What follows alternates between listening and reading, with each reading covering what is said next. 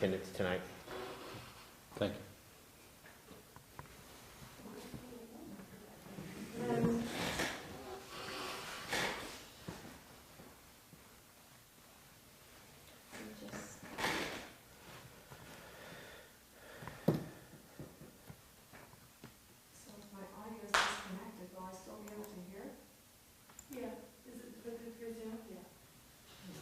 You're in the room.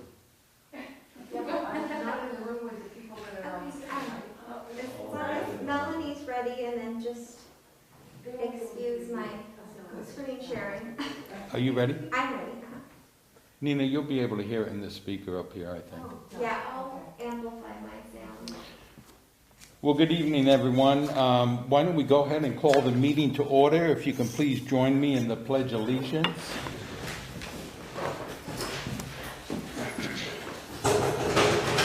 I pledge allegiance to the flag of the United States of America and to the republic for which it stands, one nation, under God, indivisible, with liberty and justice for all.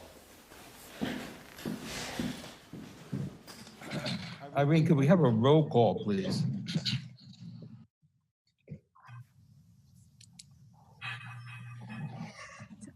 Councilmember Bagby, Present. Councilmember Brigham, Here. Councilmember Cruz. Councilmember Cruz has an excused absence this evening. Thank you. Vice Mayor Turner Here. and Mayor Walter. Here. Okay. The next item is conflict of interest. Anyone having a conflict of interest, if you'd please disclose it now. Seeing no one, then we'll go ahead and move on to agenda review. Any changes to the agenda? There are no changes proposed by staff to the agenda. Okay. Public comment. At this time, anyone wishing to address the City Council on items that do not appear on tonight's agenda may do so. Please just step up to the podium or wave your hand on Zoom, and we will call on you. So why don't we go ahead and start here at the Performing Arts Center, and we have one individual. Richard, if you just state your name and all and share with us.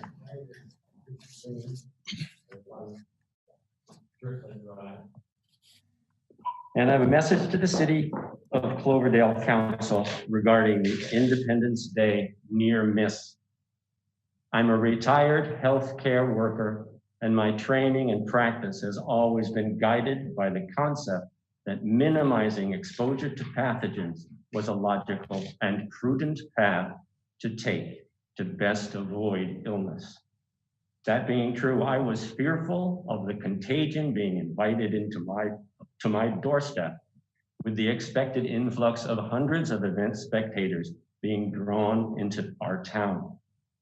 COVID heightened my already fire-fed anguish, disturbed my sleep, and preoccupied my mind with dread.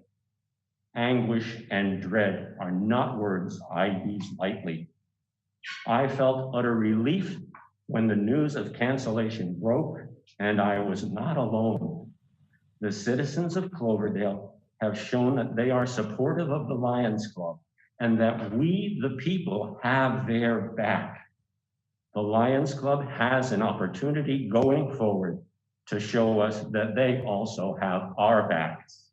Whatever form the event may take next year, I hope the Lions will bear in mind that the opportunity for public input would be greatly appreciated. Thank you. Thank you, Richard. Anyone else wishing to address the City Council on items that are not on today's agenda from CPAC? Seeing no one, Irene, do we have anyone on Zoom? No hands are raised on Zoom. Okay, then I'm going to go ahead and close the public comment section, and we'll bring it to the first item, proclamations and presentations. And the first one is a presentation by Sonoma Water on a temporary ordinance, a temporary urgency change. And David, I believe this is yours to start off. It is, Mayor. I'd like to introduce our speakers this evening, and they're going to join us virtually via Zoom.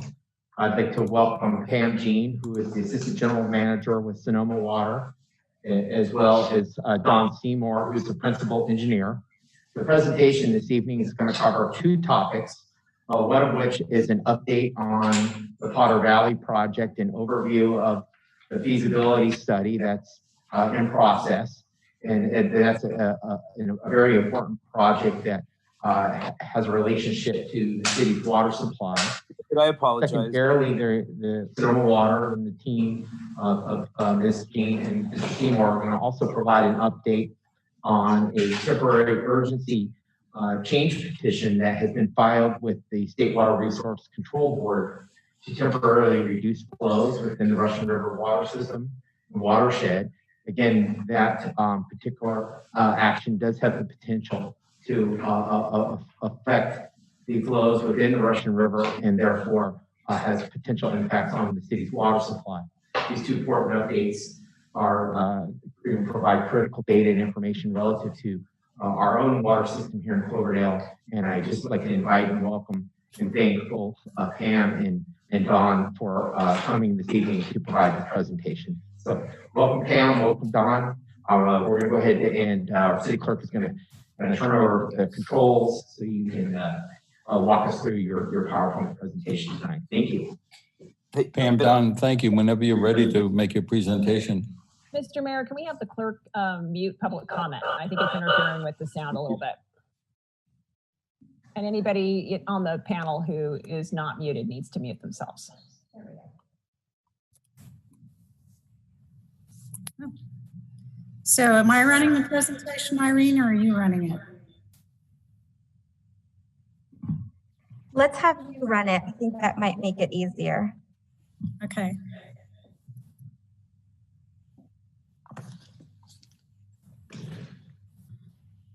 Thank you for having us this evening. We're actually going to do the presentation sort of in opposite order of David's introduction.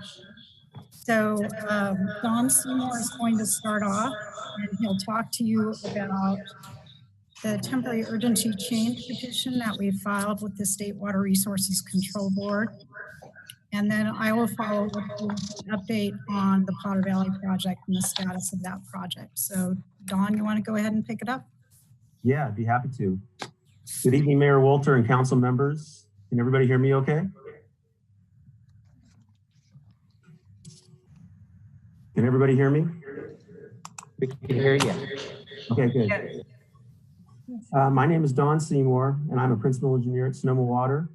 I would like to thank you for inviting me this evening to provide an update on the Russian River water supply conditions and Sonoma Water's recent filing of a temporary change petition with the State Water Resources Control Board. Slide 1, Pam.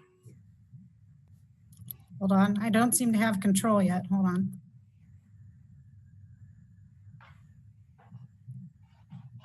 Yeah, Irene, I don't seem to have control here. Okay. Well, thank you. The Russian River is currently classified as a dry water year, and this is based on Sonoma Water's water right permits and State Water Resources Control Board Decision 1610. It was designated as dry on April 1 and will remain that designation through December 31st. Based on the dry water supply classification, the minimum stream flow requirements in the Russian River are 75 cubic feet per second on the upper river, which is defined as the confluence of the east and west forks of the Russian River to the confluence of Dry Creek and the main stem Russian River, and 85 cubic feet per second on the lower Russian River, which is defined as the confluence of Dry Creek and the main stem down to the Pacific Ocean. Next slide, please. Dry water year classification is a result of water year 2020 being one of the driest years on record for the region. Water year 2020 is defined as precipitation measured from October 1, 2019 through September 30th, 2020. This figure is a bar chart showing cumulative precipitation for the last 127 years at a rain gauge near the city of Ukiah. The orange bar on the graph is the cumulative precipitation for water year 2020. As you can see, 2020 is the third driest year on record. with 1977 being the driest and 1924 being the second driest. Next slide, please. Despite water year 2020 being such a dry year for the region, Lake Mendocino has significantly more storage than would have normally occurred as a result of modified flood control operations this year. In July 2019, the Lake Mendocino Forecast Informed Reservoir Operations Steering Committee, otherwise known as FIRO, submitted a request to the Army Corps of Engineers for a planned major deviation to flood control operations. This steering committee is comprised of representatives from the Army Corps, Sonoma Water, Scripps Institute of Oceanography, U.S. Geological Survey, several NOAA line offices, the Bureau of Reclamation, and the California Department of Water Resources. The Army Corps approved the deviation request on October 2019. The lower dashed line in the figure shows the Water Control Manual rule curve for Lake Mendocino. The space below this dashed line is dedicated for water supply storage and is managed by Sonoma Water. As you can see, starting November 1, the maximum water supply storage level is 68,400 acre feet. Starting March 1, it increases by 600 acre feet a day until it reaches its maximum storage level of 111,000 acre feet on May 10th. The space below the dashed line is dedicated to flood control operations and is managed by the Army Corps of Engineers. Under normal flood control operations, the Army Corps is required to evacuate water in the water control pool, in the flood control pool, as soon as there's no risk of downstream flooding. The deviation authorized Army Corps flood control managers to store at their discretion up to an additional 11,000 acre feet in what is referred to as the variable buffer pool. And that's that area between the light blue dash line and the dark blue dash line. Furthermore, it authorized the Corps flood control managers to leverage a FIRO decision support model developed by Sonoma Water as part of the tools and protocols the Corps uses to manage flood control operations at Lake Mendocino. The solid black line in the figure shows the observed storage that occurred in Lake Mendocino this year as a result of the deviation. The brown line shows the storage that would have occurred under with no deviation and just under normal flood control operations. As you can see, the deviation provided a significant water supply benefit that resulted in an additional 11,000 acre feet of water supply this year. Storage in Lake Mendocino is currently about 60,000 acre feet. Without the deviation, storage would be less than 50,000 acre feet today. Slide 4, next slide, please. While the deviation substantially improved water supply conditions at Lake Mendocino, recent temporary changes in operations of the Potter Valley project by PG&E has resulted in a significant reduction in transfers of Eel River water through the project. And Pam will be providing additional details about the project during her presentation. On April 17th, 2020, PG&E filed a variance with FERC, Federal Energy Regulatory Commission, requesting a temporary reduction in minimum stream flow requirements in the East Fork Russian River below the powerhouse. And this was due to critically low storage levels at Lake Pillsbury. On April 30th, FERC issued an order approving the temporary flow changes. The PVP flow variance has resulted in inflow into Lake Mendocino being reduced by 50 to 60 acre feet per day. Based on an analysis prepared by Sonoma Water engineering staff, Lake Mendocino storage is projected to decline to 30,000 acre feet by early October due to the reduction in Eel River transfers unless mitigation measures are taken. Next slide, please. Consequently, on June 8th, Sonoma Water filed a temporary urgency change petition with the state board requesting to reduce the minimum stream flow requirements in the Russian River to preserve storage at Lake Mendocino. The petition requests from July 1 through December 27th to reduce minimum stream flow requirements on the upper Russian River from 75 CFS to 50 CFS, and to reduce the minimum stream flow requirement on the lower Russian River from 85 CFS to 60 CFS. It is also requesting that the minimum stream flow requirement be implemented as a 5-day running average of average daily flow measurements. And basically, the requested changes to minimum stream flows are to offset the reduced transfers of Eel River water through the Potter Valley project. Next slide, please. Additionally, because of the inherent uncertainty in developing future storage projections, the petition also requests that if storage in Lake Mendocino drops more than 1% below water supply target storage levels developed by Sonoma Water engineering staff, the minimum stream flows will be further reduced from 50 CFS to 40 CFS on the upper Russian River and from 60 CFS to 50 CFS on the lower Russian River.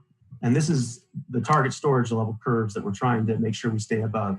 And currently we're about 2,000 acre feet above the curve today. So we're doing, hopefully things will stay that way the rest of the year. We can avoid further reductions.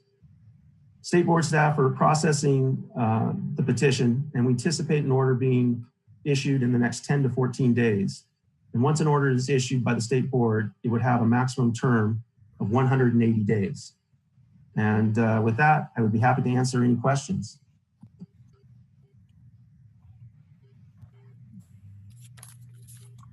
Council members, do we have any questions at this time? No. No? Okay. Why don't we go ahead with the rest of the presentation then? Well, there's just one more slide I have to go through. So I would also like to add that Sonoma Water will be implementing a water use efficiency campaign this summer that includes a targeted effort on the upper Russian River, where reduced water use will have the greatest benefit to preserving storage in Lake Mendocino. And with that, I would like to hand it over to Pam Jean. Thanks, Dawn. Next slide, please. So I'm going to focus on the Potter Valley project and specifically sort of the status of the project, where it is in terms of the relicensing process. And I'm going to start off with a little bit of an overview for folks who may not be as familiar with the project as those of us who are working on it every day. So first of all, this slide just shows you approximately the area that we're going to zero in on. And Cloverdale's, right in the middle of that area. So hopefully that looks familiar to you. PG&E, of course, is the owner and operator of the project, and it spans 2 watersheds. Next slide, please. So the green that you see on this slide is the Eel River watershed. The blue shading that you see on this slide is the Russian River watershed. And the Potter Valley project is located in that small yellow box right in the middle between those 2 basins. So the project spans between the Eel River Basin and the Russian River Basin. Next slide, please.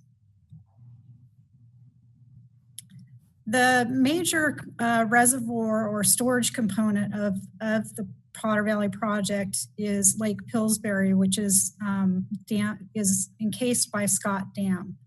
So Scott Dam was built in the early 1900s. It was actually constructed several decades or a couple of decades after the original diversion works, which are downstream, and I'll describe those in a second. Lake Pillsbury is the lake that Don was referring to in his slides that is having issues with storage this year due to the low rainfall. So Lake Pillsbury, the purpose of the lake though is to store what precipitation occurs during the winter, or actually there is some snowmelt in that watershed, store that water so that it could be used in the summertime to generate power at the powerhouse in the Potter Valley. Next slide, please. So the way the project works is the water flows downstream from Lake Pillsbury that you saw on that last slide to the diversion works, which are located about 12 miles downstream of Scott Dam. The photo on the upper right-hand portion of this slide shows the diversion dam. This is Cape Horn Dam. This dam was built in about 1908. Along with it was built this tunnel that you can see on the left-hand portion of this slide. So there's a mile-long combination of tunnel and wood stave pipe that moves the water from the Eel River through the mountainside and into the Russian River watershed. At the bottom of that tunnel is a powerhouse that is owned and operated by PG&E. You can see a photo of that powerhouse, the generation facility, in the lower right-hand portion of this slide. The vast majority of the water that is not used by irrigators in the Potter Valley itself, and they do have a contract with PG&E for water, but a lot of the water that they don't use ends up in Lake Mendocino. And of course, Lake Mendocino is one of the two water supply reservoirs that Sonoma County and Marin County rely on, as well as Mendocino County. This is one of the reasons, well, it is the reason that we are concerned about the eventual disposition of this project and what happens with it. Next slide, please. So how we got here. In April of 2017, Pacific Gas and Electric Company, or PG&E, began the relicensing process through the Federal Energy Regulatory Commission, or FERC.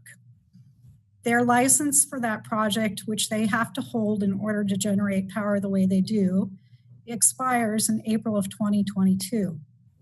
About a year later, or just about a month later actually, Congressman Huffman convened an ad hoc committee to work on a two-basin solution. So he was very concerned about the impact of relicensing the project, what that might mean to the region. So he convened a very large group of stakeholders in order to provide input and possibly provide information to PG&E and to PG&E's consultants during the relicensing process. About a year and a half later, in late January of 2019, PG&E withdrew its notice of intent to relicense the project. So in April 2017, they said, we're going to relicense it. Year and a half later, amidst a lot of angst on their part, they decided to not relicense it. That caused FERC to issue a notice in March of 2019 soliciting interested parties to apply in order to relicense the project. That application was due in July 1st, on July 1st of 2019. Next slide, please. Because we were very concerned about the future of the project, discussions began between Mendocino County Inland Water and Power Commission, Caltrout, ourselves, Sonoma Water, and it resulted in what we refer to as a planning agreement proposal. There was a super compressed timeline in order to get a package put together in order to submit to FERC according to the schedule that they had laid out in their solicitation. But we also, with these folks that we were speaking to, we decided that the best option toward a two-basin solution, which all of the stakeholders were interested in order to have water supply reliability, fisheries protection and restoration, and some certainty in the FERC process, was to continue to collaborate and to try to work together to come up with a solution. Next slide, please. So we entered into a planning agreement, and that planning agreement laid out some shared objectives. That was very important to the process that we went through after submitting the documents that were required to FERC. It also allowed us to pool our resources, which was very important and continues to be very important. So we did submit what was required by the FERC solicitation, which was a notice of intent and a pre-application document before their deadline. And our first order, we were the only parties that did submit anything. And our first order of business was to prepare and submit a feasibility study report. And that was due by May 14th of this year. We submitted it to FERC on May 13th. That feasibility study report consisted of information about a regional entity. It included a description of the regional entity that would be formed and would apply for a new license. It included a project plan showing capital modifications as well as operations and maintenance requirements for continued generation of hydroelectric power. It also included a fisheries restoration plan, with measures to be implemented under the new license, and an application study plan detailing additional studies necessary to develop a new license application. And finally, it also included a financial plan, including the specific sources of initial funding and subsequent revenues for funding the licensing, capital improvements, and O&M of the project under the new license. So one of the things that I think a lot of people are very interested in is the second bullet on that particular item that I was just speaking to, and that's the project plan. So the project plan, after much discussion and very difficult discussions between the planning parties, we ended up with a project proposal that included removal of Scott Dam. In other words, Lake Pillsbury would no longer exist. Sediment management for that area, as well as vegetation management for that area that currently is under the lake. But if the lake wasn't there, that would have to be managed. It included modifications at the diversion structure where Cape Horn Dam, just upstream of Cape Horn Dam. It also included fish passage modifications, really improvements. The fish passage could use some help there at Cape Horn Dam. And lastly, it included a revised operation plan. So the thought process is that the project can be reoperated so that you can move water from the Eel River watershed to the Russian River watershed when flows are high enough in the Eel River. And if you make the improvements that are laid out in the study report, that you could move that water as almost as much water under a new scenario without Lake Pillsbury there as you do today. So we call this the run of the river plan. So it still needs to be looked at. We've looked at it at a very high level, but it does look like it could possibly be feasible to move and have enough water moving to the Russian River watershed under a completely different operational scenario. And lastly, the integrated licensing process that PG&E started back in 2017, it really restarts now. So the process that we laid out in a schedule that we submitted to FERC the end of June of last year that they accepted, including sort of what I refer to it as a restart of that process, the integrated licensing process. And that starts now. Next slide, please. So one of the important things about the project, that what the planning partners have done so far is that they've really considered the shared objectives of the stakeholders as laid out under Congressman Huffman's ad hoc committee. That committee did a lot of work to develop shared objectives that everybody could agree on. And those shared objectives were very much considered during our deliberation process when we were determining what our project proposal would look like to FERC. So there's a list here at the top of this slide of what those shared objectives are. I'm not going to go through them, but you're welcome to read them. And moving forward, as I said, we're reinitiating or restarting the FERC licensing project. We have very preliminary technical information at this time, and there's a lot of study work that has to be done over the next year and a half or 2 years in order to get us to the point where we can prepare a license application and really determine what's feasible, what's not feasible. We think we know what's feasible right now, but there's a lot of work that needs to be done to prove it. So those studies will be starting next year, and will be tons and tons of opportunity for the public and interested parties to provide input to that process. It's a very open and transparent part of the FERC relicensing process. And we, the parties, the partners who are working towards a two-basin solution are very interested in understanding what people are thinking, what information they have, and also creating some different partnerships during this process, which don't exist today.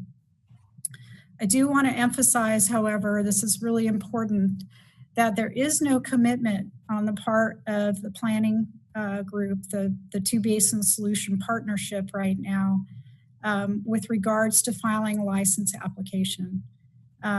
There's a commitment to file a licensing application, but there's no commitment to owning and operating this project and having a FERC license for it until we have a license application submitted, and that license application has to be approved.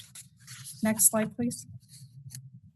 So next steps on our journey here is that we have a whole bunch of very strict deadlines coming up. They start in mid-September of this year, at which time we need to file an initial study report, and that will summarize the results of PG&E studies that were done through 2018. And also it will respond to many of the comments that we received when we filed our feasibility study report. And thank you to your city for filing comments on our initial study, on our study report that were favorable towards what we were thinking. Beginning in 2021, there will be a second year of studies done according to the integrated licensing process. And then in November of 2021, according to our schedule, there will be a draft license application developed and a final license application developed and submitted in April of 2022, which is that date that PG&E's current license expires. This schedule is very subject to change, I would say, based on our ability to get the work that needs to be done in a timely way.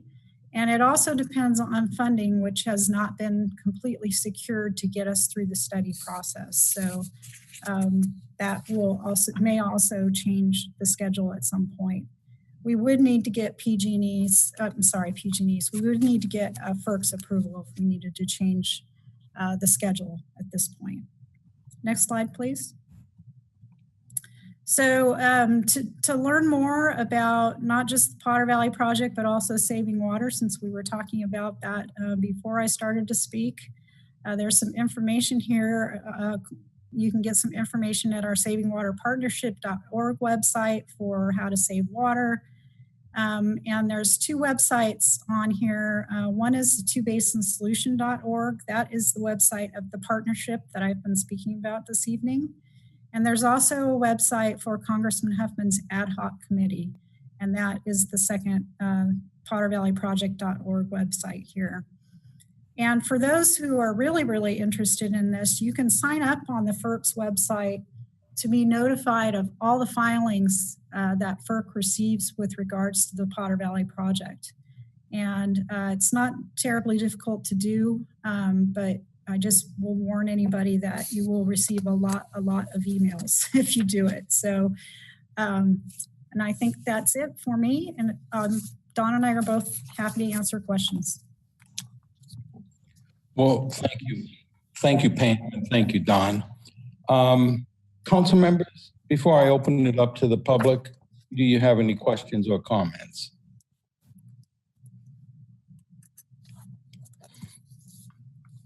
I see no one. Well, I'm going to open it up to the public, and then I'm going to bring it back to the council one more time because I have a few questions. But is there anyone here at the Performing Arts Center that would like to address the City Council on this item? Seeing no one, Irene, do we have anyone in the waiting room on our Zoom meeting that wants to talk to us? No hands are raised, Mayor. Okay, thank you. Well, then I'm going to close the public comment and I'm going to bring it back. And once again, Pam and Don, thank you for the presentation this evening. So if I'm hearing it correctly, Lake Pillsbury is going to be completely gone. Is that what you said, Pam? Well, that's what's in the current project plan. Again, we do have a lot of work to do to sort of prove that this run-of-the-river idea that we have would work. So I'm not going to say 100% yes. And partly because if we don't get through our process, say we were unable to raise enough funds to get through the study process and through the relicensing process, then the project goes back to PG&E and it would go through what they call a surrender process. The outcome of that surrender process is very, very uncertain. And that's one of the reasons why we wanted to be sort of involved, not just involved, but sort of running this process. Because surrender process could result in just a whole range of outcomes, and it would be up to PG&E and the resource agencies and FERC to work those out, and we wouldn't have much standing or say in that. So the current proposal, yes, is to remove Scott Dam, and Lake Pillsbury would go away, but it's not 100% certain at this point. I wonder what the folks over there in Lake Pillsbury have to say about that. They are not happy about it. I can tell you that for sure. Yeah, there were many letters filed with FERC as a result of our filing of the feasibility study report. And what you had mentioned that when the water levels are high enough, that the excess water will be diverted over to the Russian River. What predicates whether they're high enough or not? There's criteria that is set by the resource agencies, the folks who looked after the fish and wildlife, and they will set those levels. So they would say, so for example, if it's this month and the water flow is above X, then you can divert Y. So that those kinds of technical things get worked out as part of the licensing process. So we're dependent on getting our water down here in the Russian River than when the water levels are higher up north? That's what the proposal is, yes. Yeah. So and that is the way it operates to some extent. That, just so you know, Mr. Walter, that is the way it operates today too. So today, PG&E has to have over a certain amount of flow in the Eel River in order to divert water to generate power. So that's the way it works today. It may look a little more exaggerated under the proposal that we've submitted. Yeah. Well, I guess my big concern, and it always has been for the time that I've lived in Cloverdale, is the water issues that Cloverdale has. And a few years ago, we spent quite a bit of money having our water rights researched. And the water rights that we have, that we found, go back to the early mid-1800s. And it gives us the right to take water out of the Russian River in an amount that's sufficient to grow our city and to make sure that the residents live here have enough water. Mm-hmm. And I'm concerned because that river is being dammed up north and our rights are being jeopardized. And our rights of having access to water is quite frankly in jeopardy. And I have asked the city attorney, and I'm going to again ask him if with the permission of the rest of my council members, to come back with a definition of, do we have any say as a city of Cloverdale what happens up north, and how do we protect our water sources down here? So Jose, I'm not sure, I know we had spoken about this earlier, but is that something that could be looked at? And Mayor, absolutely. So I know that there has been an analysis done, or there was an analysis done, I think prior to me coming with the city, but we should have that analysis that we could take a look at, maybe send to the council now that I know there's new members of the council since the time that report was done, and look at the analysis and potentially update it given the current circumstances. And Pam, I'm not disagreeing that something like this has to be done. I just want to make sure I know where Cloverdale sits in the middle of this. Yeah, I would highly recommend you go back and look at that analysis. And I used to do the water rights in our office, and Dawn, who's on the phone now, is really in charge of the group that deals with those. And both of us were going to advise you to go back and look at your water rights and look at how comfortable you are with your water rights if the situation changes the way it's possibly could. And it's not only Cloverdale, but it's a lot of the old wineries to the south of us. You know, Italian Swiss Colony, Simi, they all have water rights along the Russian River there. I know Councilmember Bagby might want to add something to that, but are there any other council members that would like to address the comment? Jason? Thank you, Mr. Mayor. Are we sticking strictly to the water rights comment? I have something in line with that, but not directly related. Whatever you have to say, Jason. Okay, excellent. So you made some comments that funding is not secure for the studies, and I can understand that. Where my question is it seems to me like this is for lack of a better term, a real serious supply chain issue when it comes to water. It starts up there. It makes its way down to us through a series of events that need to occur. And what's being described as the outcome of not taking any action is leaving it to the, I think you called it the reclaim process or the return process that PG&E would have to do. Is anyone else trying to propose something for this project that might make funding competitive, or is it just that expensive, or is no one really committing grants or assistance to this right now? I'm trying to understand what makes the funding so challenging, because of course that's concerning if on the other side of this we can't meet the deadlines and it returns to PG&E kind of forfeiting on the project. It seems to get into a lot of variables from there.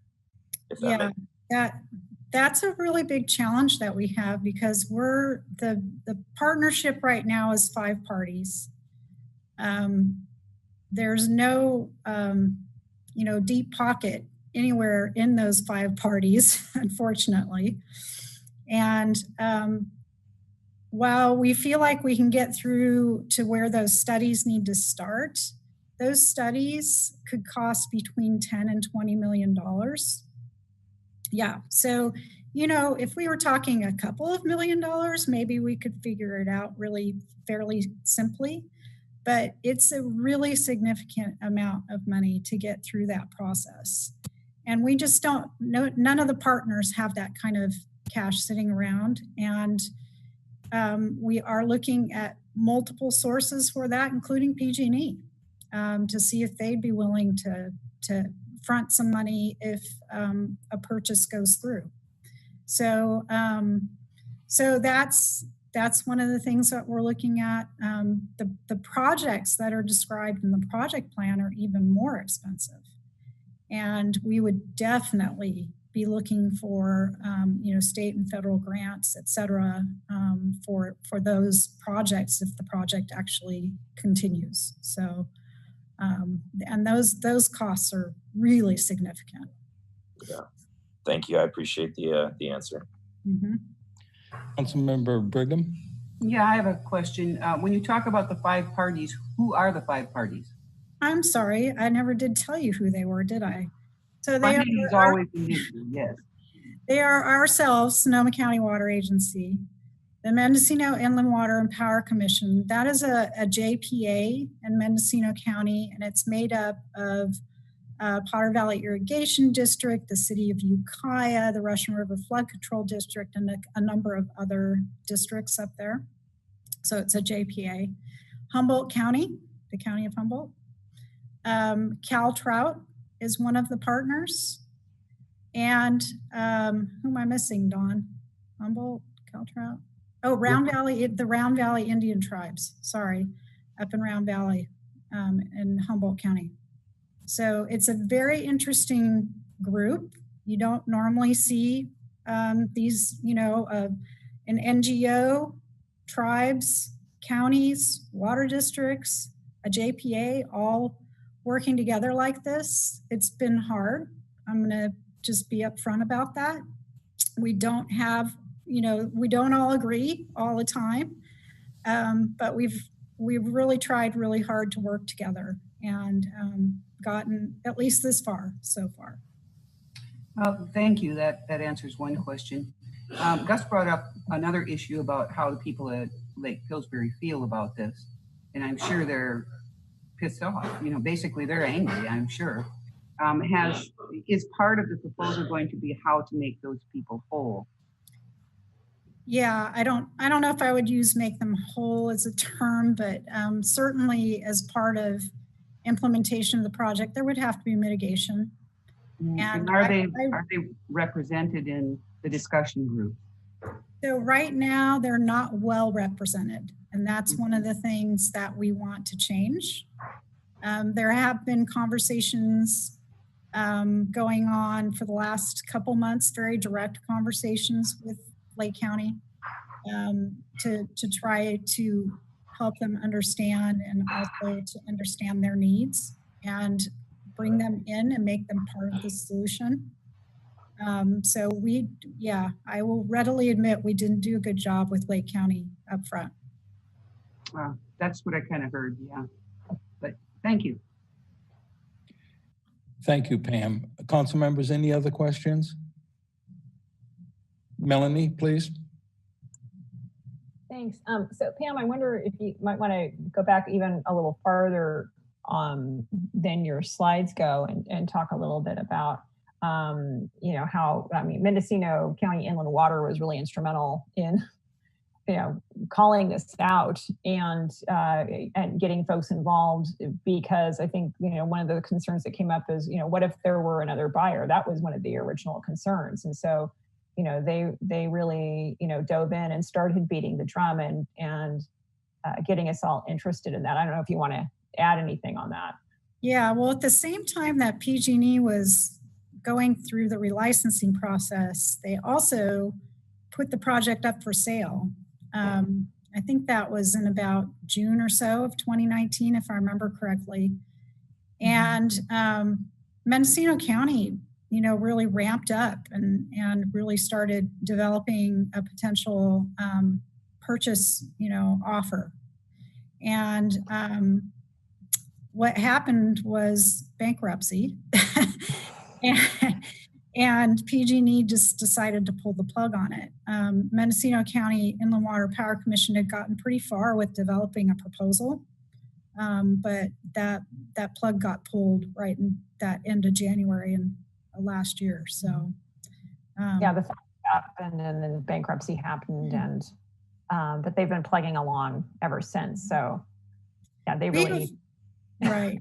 They really have beat the drum about this, and Sonoma Water has too. We've been involved since the very get-go. Even before PG&E started working on their relicensing, we were, you know, having conversations with them about what are you going to do? You know, are you going to do this? You're going to do that? Not that we necessarily got answers, but you know, when the operation of this project changed really dramatically. In 2006, when they amended PG&E's license for operating the project. They actually amended the license before that, but they started implementing it in 2006. And it is readily apparent to us and to anybody who looks at this that currently, even under the current license, the way they operate has made Lake Mendocino much less reliable in terms of a water supply reservoir. So we are very interested in securing our water supply reliability, which is why we're so interested in the project. But we're not the only ones who benefit from the project, so we want to make sure everybody is involved. So that's kind of where we're coming from. And when we look at, different scenarios, including, no diversion at all, Lake Mendocino takes just a huge hit. And water availability from Healdsburg North, Healdsburg upstream, all the way into Ukiah becomes pretty sketchy. And so we definitely have, and we've spent a ton of time and energy and resources restoring the fishery in that section of the river. So we're not really interested in seeing that all go, just be tossed out the window.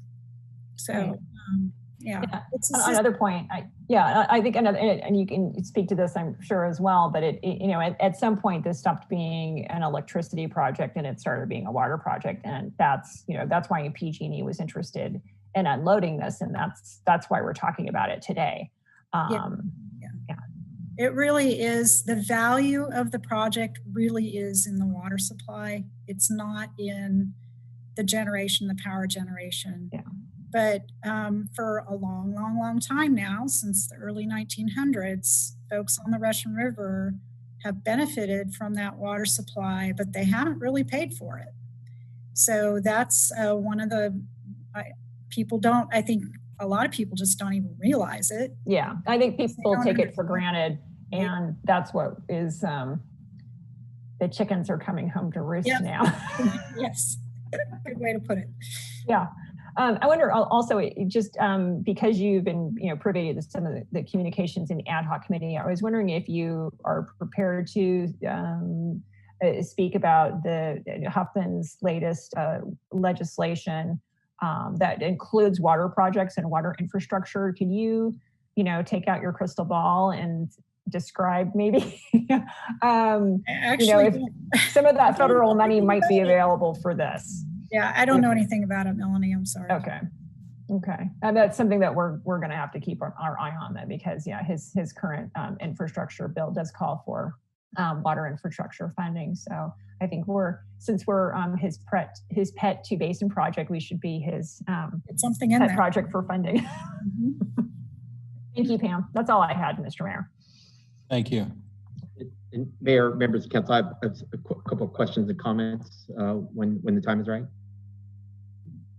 Well, I want to kind of dovetail on Councilmember Bagby's comments that reflects that the project really has developed from a electric generation project into a water project, and acknowledge that there are interested parties in the Eel River watershed that Pam pointed out that have a very strong interest in maintaining that water within that watershed. And I think that's why we as key stakeholders within the Russian River watershed, it's so important that we stay involved. And kind of one of the key venues for us as the city of Cloverdale to participate with Sonoma Water and the Mendocino Inland Water Power Commission is through the Upper Russian River water managers meetings, and to continue to participate in that planning process. Do want to acknowledge the work that Councilmember Bagby has undertaken in being a participant and role in that particular working group. I think and just to underscore, David, I go as chair of Russian River Watershed Association. Involved in that discussion. But and Mark Rincon, engineer, city engineer, Mark Rincon and company. Obviously, this has a significant impacts to our water. Councilmember Bagby, I apologize. I'm unmuted, so I'm not sure why my sound isn't coming through. I'm sorry. I was trying to give credit to city engineer Rincon for attending those with me. Okay. Oh, gotcha. I was just trying to share the credit, and I go to represent the city, but I'm also chair of Russian River Watershed Association, and of course the entire watershed has an immense interest in what's going on at those meetings. So, and in fact, just today I forwarded something. We must have had a busy month. We just forwarded all of those notes to council members and senior staff. So take a look at. I'll just make sure that we're forwarding those meeting notes to everybody so that you can stay apprised of what's going on. Absolutely. Sorry about that, David. follow up on Don Seymour's presentation. Indication was that we should hear back from the regional board on the request for the temporary urgency change petition within the next 14 days, and ask from city staff is to be informed when and if regional board grants the temporary change to Sonoma Water, so that we're aware when modifications may occur in terms of the operations of the reservoir at Lake Mendocino. So if that's a possibility, just to continue to keep the city informed and updated on any changes going forward, I think that would be really helpful. And I'll make sure to get any of that updated information to our city council and city engineer. Yep. On that topic, or related to that matter, we as a city are concerned, obviously, that with the reduced flow conditions within the Russian River related to that change. Obviously, as it was reflected in the presentation, the intent is to try to save as much water as can behind the reservoir to maintain the long-term viability as our water supply. Nonetheless, we're concerned with the reduced flows. It may have an impact on our ability to meet some of our water demands, particularly during the summer season. And it's critical that we start looking at opportunities for water conservation. I'm aware that Sonoma Water has a very robust program for water conservation, and I'm wondering if either Pam or Don, you could talk to us a little bit about the Saving Water Partnership. I know we're not a member of the agency, and it's part of your water rights, but is there an opportunity for the city to participate, and what might that look like for us to become a member? I think there definitely is an opportunity for the city to become a partner in that. Healdsburg just recently joined the partnership within the last year.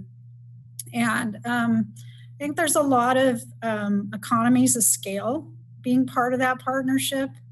The messaging that gets put out there is we're all in one news shed here.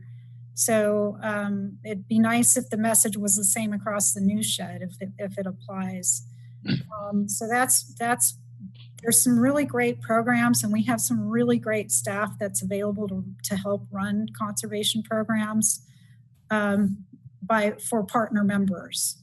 And there's I don't know exactly how, and I apologize, I don't know the details of.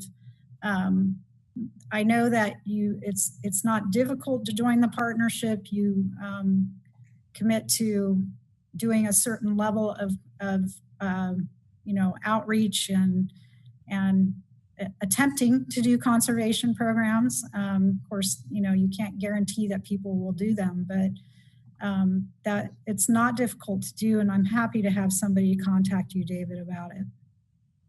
Excellent. Thank you, Pam. That would be much appreciated. Because it may be something of, if we have to move to a stage 1 water emergency, obviously the importance of conservation rises significantly, and having messaging around how we can save water within the watershed, consistent with the other downstream users, I think is critical. Thank you. Council members, anything else for Pam and Melanie? Yeah, we touched on this briefly at last night's meeting, but I just wanted to remind folks who might be watching tonight that, and Pam, if you wanted to, chime in on this, during the last drought, I don't know what the arrangement was, but I remember that Cloverdale residents were eligible for the Sonoma Water's Cash for Grass and the low flow toilet program. And the reason I remember that is that my husband and I took advantage of the low flow toilet program. And it was just a really great time and opportunity to do that. So I know that that's been available to Cloverdale residents in the past. And just to remind you, also during that last drought, Cloverdale residents reduced their water usage by the highest amount per capita in Sonoma County. So we know how to get on board programs like that. So hopefully it'll work out that we'll be able to get on the partnership, because I just know as from serving on a Russian River watershed board, that unifying message is so important. It's important that, when people are, when life is sort of normal, when people are, driving in their cars and, going from city to city, that messaging is consistent and reliable, and that we're all singing from the same hymnal. So I'm using my homey sayings today about chickens and hymnals, but but I was wondering, I think that we learned from the last drought how important it was for us to have those similar programs and similar messaging. Yeah. And that program during the last drought, that kind of program, if you were a member of Sonoma Marin Saving Water Partnership, would be available to you all the time. The reason that program is not available to you all the time is because you're not a member, and that program was associated with a grant that we got from the North Coast Resource Partnership, and that grant had a certain timeline and funding amount, and it got used up essentially. So there was that grant actually geographically was, I think, from Healdsburg north to the county line, and then it also included Ukiah. So those programs were available in Ukiah during the drought too. But those programs would be available all the time if you were part of the partnership. Great, thank you. Okay, once again, Don, Pam, thank you very much. And council members, ready to move on to the next subject? Okay. Thank you. Yes, thank you very much. Next on the agenda is a presentation by Gobi Research on the 2020 Utility Tax Renewal Survey. And David, I think this is yours also. Absolutely. Thank you, Mayor and members of council. I'm delighted to introduce Brian Godby this evening with Godby Research. Just by way of background, during the development of the fiscal year 1920 budget, the council provided direction to engage a survey firm to assess the likelihood of voters to support renewal of the existing utility user tax. This was a measure that was put on the 2014 ballot as Measure O. At the time when it was approved, it was for a period of 8 years, so it expires January 1st of 2023. We, through a competitive process, reviewed various proposals, and the council did approve an agreement with Godby Research to perform a public opinion survey of likely voters in the city of Cloverdale to determine their support for renewal of a utility user tax. And again, joining us tonight is Mr. Brian Godby, and Brian is going to walk us through a presentation providing an overview of the survey results. With that, Brian, I'll turn it over to you, and hopefully you can control the screen. If not, our city clerk will assist you. Okay, great. Thank you, David. Members of the council, I'm Brian Godby, pleased to be here this evening to talk about the results of the survey. I assume you can all see the presentation. Great, thumbs up. Okay, that's great.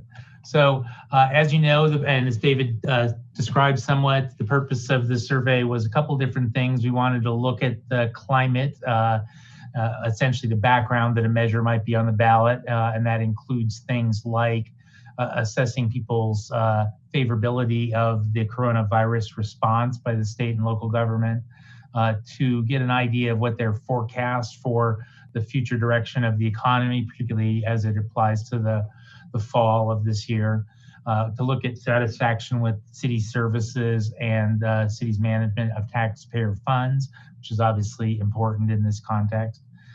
We then looked directly at support for a utility user tax renewal. We looked at a variety of different things that we might spend the money on, since this is a general purpose measure. And then, of course, there were informational and critical statements as well, which help us simulate what happens in the real world. At the end of the survey, we retested our ballot question, our utility user tax, and also looked at rate and duration issues. And of course, there's a variety of demographic and behavioral characteristics that we use to validate that the sample is representative of the likely November voters. Getting a little more specific in methodology, this was a survey of phone respondents as well as invitations from text messages and email messages to an online survey.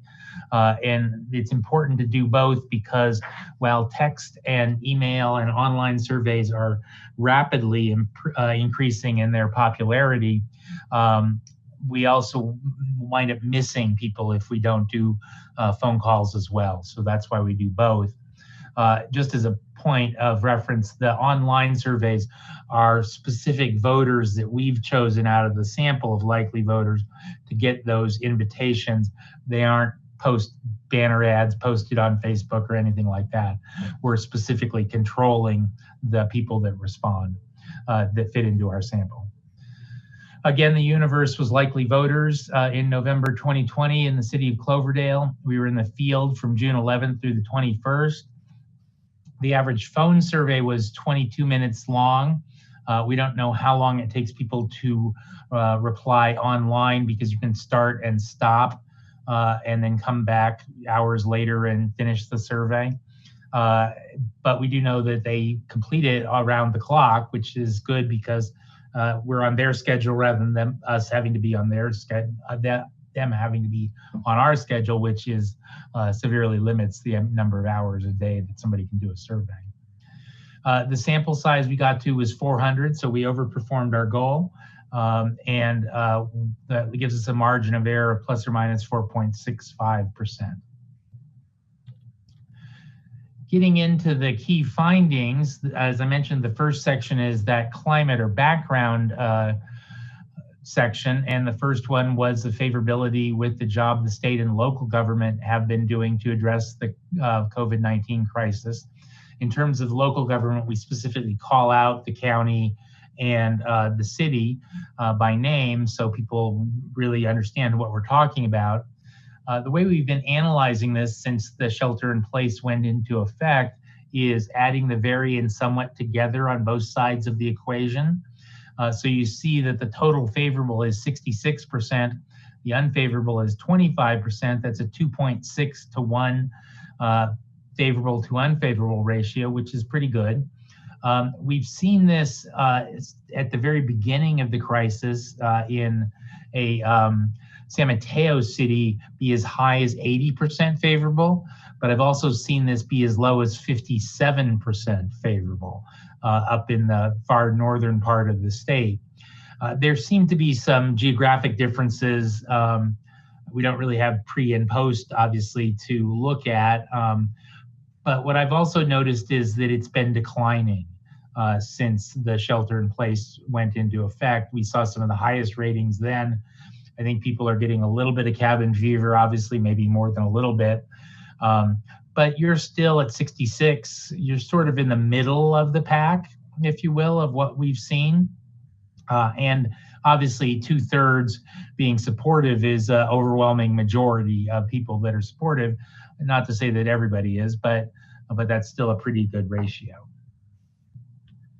In terms of their forecast for the future economy in the fall, when a measure might be on the ballot, 30% think it'll be better, 29% think it'll be about the same, and 31% think it will be worse.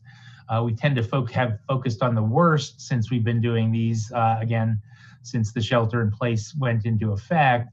And we've seen it as high as 44 and as low as 20. So again, you're sort of in the middle range. There are some people that are pessimistic, and I'm sure deservedly so. But it's not as bad as we've seen, and it's not as good as we've seen. So you're again right, sort of in the middle. When we asked people if they were satisfied with the city's provision of services, again, we add the very and somewhat together. So you see the total satisfied is 63% versus dissatisfied 26%. That's a 2.5 to 1 ratio of satisfied to dissatisfied. That's not a bad place to be. What we do need to keep in mind, though, is that these are likely voters. and they are going to go to the polls. And it's important that there not be a big chunk of people that don't have an opinion on your services. They need to really understand what you've been doing to provide high quality city services before they're asked to vote on another tax. So there's that work that needs to happen. The next question is similar. It's satisfaction with the city's management of taxpayer funds. And the first thing you'll notice is the don't know has gone up. That always does when we ask these two questions. So I'm not surprised at that. And that's because honestly, not everybody follows the city budget. So the same caveat that I just mentioned before is these are likely voters, and we can't have 20% going to vote on a utility user tax that don't know you're doing a good job managing taxpayer dollars. So there is work to be done to get that information to them. Looking at the actual response categories, then we see there's 47% that were satisfied versus 33% that are dissatisfied. It's a 1.4 to 1 ratio. That's an okay place to be.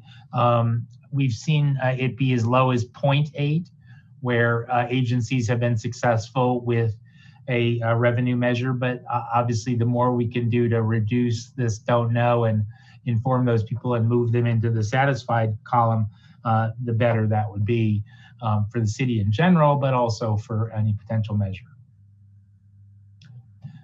So at this point in the survey, we switch gears and we go to a specific ballot question, and you see that in the yellow box on the right-hand side of the slide. It meets the state law requirements. It can't be more than 75 words. It has to have the tax rate that we're proposing here, in this case, a 4% rate, until ended by voters. That's the sunset, which is required. And then it needs to show how much it raises per year in terms of real dollars. And all of those things are required by state law. The last time you were on the ballot, the only thing that was true was you had to have the rate and the 75-word limit. So the other things have been added. That leaves us the rest of the wording in the ballot question to talk about the kinds of things that a general purpose utility user measure might fund. And you can see the items that we picked based on what you did the last time around and what we think intuitively would be the best features of the measure. Once they get that question that we spent a lot of time working on, we then ask them if they would vote definitely yes, probably no, or definitely no. And the way we analyze feasibility is we just add the definitely and probably yes together, and we get 53.1%. This measure requires a simple majority to be successful. So we have a little bit of a cushion, but not a whole lot. And that's an important finding. Of course, there's a 4.5% error rate in round numbers. So we need to keep that in mind as well. The next set of questions that we asked was a list that was presented randomly in terms of how we might spend the money. And what we did is we presented each item individually and then said, would this make you much more likely, somewhat less likely, or much less likely to support this measure? When we're done with the interviewing and doing our data analysis, we go back and assign numeric values to each of those responses. So a much more likely is a 2, a somewhat more likely is a 1, somewhat less likely -1, and much less likely -2. And what that does is it creates the intensity ranking that takes into account all of these different response categories and gives us a real accurate way of looking at the order of these items. Now, we still look at the percentages, and these percentages are much more likely plus somewhat more likely, so that helps us put it into context of that simple majority threshold that we have for a general purpose measure. We also look at tiers, and those are basically statistical groupings. So these things are essentially tied in each tier. And that again helps us understand, what things are of priority to the voters. In our top tier, we have repairing potholes in city streets as number 1. At 1.08, that is equivalent to 76%, at least somewhat more likely to support the measure in round numbers. Then we have installed city power backup systems for PG&E emergency power shutdowns at almost the same level. Prepare and respond to natural disasters and health emergencies. Obviously, natural disasters is something that is earthquakes and fires in California, but health emergencies obviously is a generic reference to the COVID crisis. And then maintain rapid 911 response. I mean, the first thing that you'll notice is that this priority order from the voters is different than what we had in the ballot question. I'll jump back real quick. We had maintained the independent police department, 911 response, property crime and investigation, police officers. So our top 4 items are different. And that suggests that if the council were to decide to put a measure on the ballot, we should probably revise the ballot question to match the voter priorities in terms of what they would like to see the money spent on. The second tier is also important. It's certainly in the low 60s, which is again well above the simple majority threshold, so it's all positive, but it's not as important as those top 4 items. You can see you've got youth and teen programs, maintaining city parks, supporting senior services and nutrition programs, repairing sidewalks, maintaining storm drains, and maintaining violent property and crime investigation. Now, this was a long list, and so this is the remainder of the list.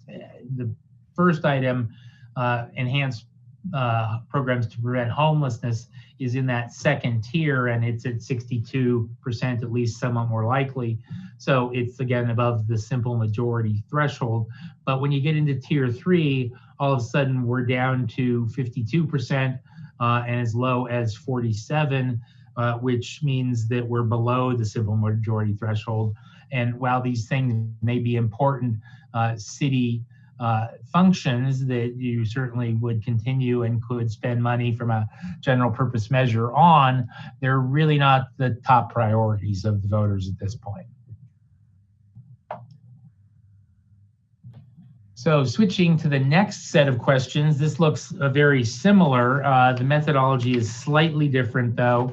In this case, we're just saying, would each of these items make you much more likely or somewhat more likely or have no effect on your vote? And so there's no negative sided equation. So the scale is just 2, 1, 0 instead of 2, 1, minus 1, minus 2. So everything works the same way methodologically, but you just can't compare this number 1.38 with one of the responses to the previous question sets because it's just a different scale.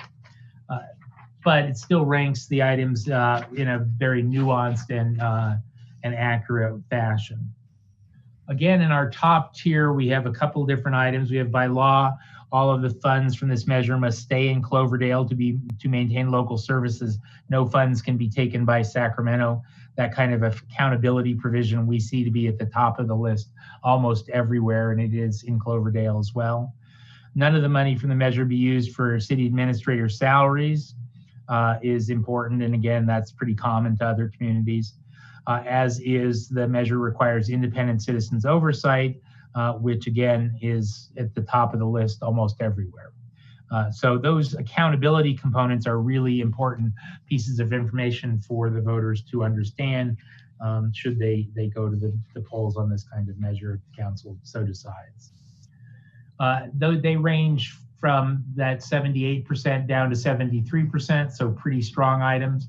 Our second tier ranges from 72 down to 67%. So again, all above the 2/3 threshold. And we have many streets and roads that have not had repair in more than 20 years. Important fact. Wildfire prevention and power shutoff or shutdown assistance programs funded by this measure will help prevent disasters and save lives. Now is the right time to invest in Cloverdale. It will cost less to repair and maintain streets and roads now as opposed to the future, and it will help create local construction jobs and boost our local economic activity. The next one is the measure will help maintain streets and repair potholes on more than 32 miles or 6 million square feet of city streets. And the measure will support after-school programs and anti-drug activities, recreation programs that keep youth and teens off the streets and out of trouble. So a variety of items that are, again, germane to a general purpose tax, now ranging down to 66%, again, still important in the context of a simple majority measure. The remainder of this question, again, in the 60s on the low end of this, or the high end of this chart, but the low end of tier 2 are important. And then as we get into tier 3, you know, by the time we get to the bottom with the error rate, we could be right at the 50% threshold. So again, the things on the first slide are the most important in terms of communicating what this measure is all about. Because we don't live in just a world that is what we might want the positives to be, we also test critical statements. The methodology here is the same as the informational statements. We don't put a minus sign in front of these numbers to make them seem bad. So the higher they are, the worse it is for us.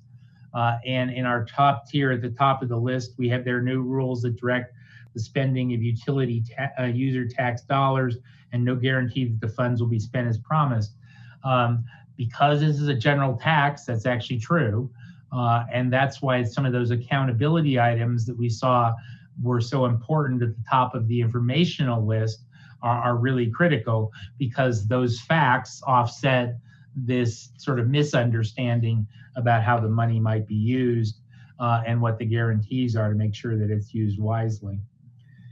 Next is, if the measure passes, the utility user tax in Cloverdale will be among the highest rates in the county. Third is, the measure increases the rate of the 2014 tax measure by 33% and removes the sunset provision, also pretty impactful. And it's probably the sunset provision that is a big chunk of that, not exclusively, but it's important to keep that in mind. The next item, a utility user tax, was established in 2014, and the city said it was an emergency fix and would be temporary, lasting only 8 years. Now they want to raise the rate and extend it forever. And again, I think the sunset issue here, the forever tax is, or endless tax, is the important part of the wording here, and we need to pay attention to that. And then we move on down there. The county is placing a sales tax on the same ballot. The money will be used for salaries and gold-plated pensions, and on down the list. The bad news here is all of these things could potentially derail a simple majority measure if they were to gain traction or be repeated a lot, because they're above the simple majority threshold needed to defeat a measure. So at this point in the survey, we've talked about what we might spend the money on. We've talked about the pros. We've talked about the cons. We actually rotated the pros and cons. Half of the respondents got the informational items first, half got the critical items first, and then followed up with the reverse. So that's sort of what happens in the real world should the council put a measure on the ballot. And we then come back to our ballot question, same wording as the first time for a second try. And you see we go from 53 to 51% in round numbers. Obviously that exceeds the simple majority threshold, but our cushion has gone away, and some of those critical statements are certainly having an impact. Even though they're traded off against the positives, that they're certainly memorable and appear to be having an impact at the margin. Now, because we didn't know where we'd wind up, we thought we might have some fallbacks at the end of the survey. And the first one was to look at a different rate, which was, instead of increasing the utility user tax by 1% to 4%, what if you heard that it would just be extended to the current rate without an increase? And there's a big jump there to 62%.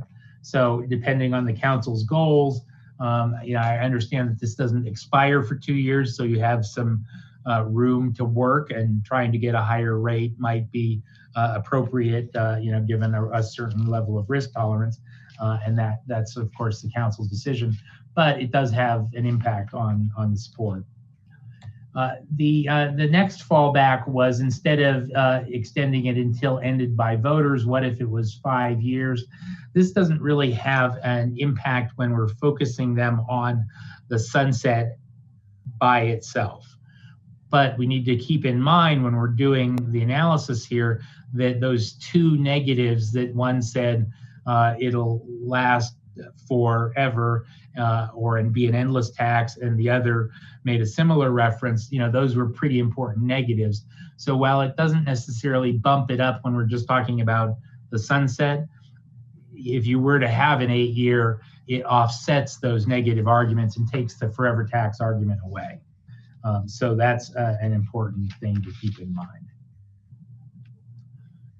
So just to summarize, I think there's a path forward for UUT, assuming a 4% rate, and I think best at 8 years, just in an effort to take away the forever tax argument. And that way you can maximize the tax rate as opposed to maximizing the sunset. What we've seen over and over again is those are kind of trade-offs.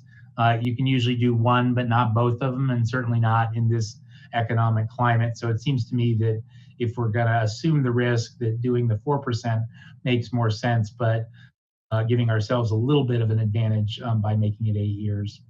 Again, as we talked about, the services that we should be highlighting this time around, different from the last time the measure was on the ballot, include repairing potholes in city streets, city power backup systems for the emergency shutdowns, preparing and responding to natural disasters, maintaining 911 response, youth and teen programs, city parks, senior services, and sidewalks.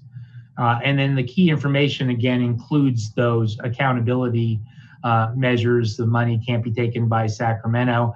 None of the money to be used for administrator salaries, and the measure requires independent citizens oversight committee to make sure the money is spent as promised. So that concludes my presentation for this evening. I'm certainly happy to answer any questions the council might have. Well, thank you. Yes, council members, any questions, please? I do have a question, Mr. Mayor. And I'm sure others will come up. Thank you, Councilmember Bagby, please. So, Brian, I'm sorry, hindsight being 2020, it just occurs to me that this is a utility, or, more specifically, it's really a technology tax. And, one of the things that we really didn't consider as one of the questions is what if one of the things that we invested in, was, Wi-Fi in our commercial centers, or, right. And I think this is coming to mind during COVID, is that so many of our kids in the district, and at least initially when the stay-at-home order was issued, we realized, what the separation between the kids who have internet and the kids who don't at home, and how extensive that is. It just, it shone a light on that. So I'm just wondering, what your thoughts, hindsight being what it is, would be if we made the argument that we were going to invest in, Wi-Fi in our libraries, parks, the downtown area, and maybe some of the commercial centers. Yeah, we certainly didn't ask it in your community, so we don't know. Mm-hmm. I have asked it in a couple school districts for exactly the reason that you identified, that there are people that don't have Wi-Fi at home, and their kids can't, even though they may get a device from the school district, they still can't connect to the internet. Right.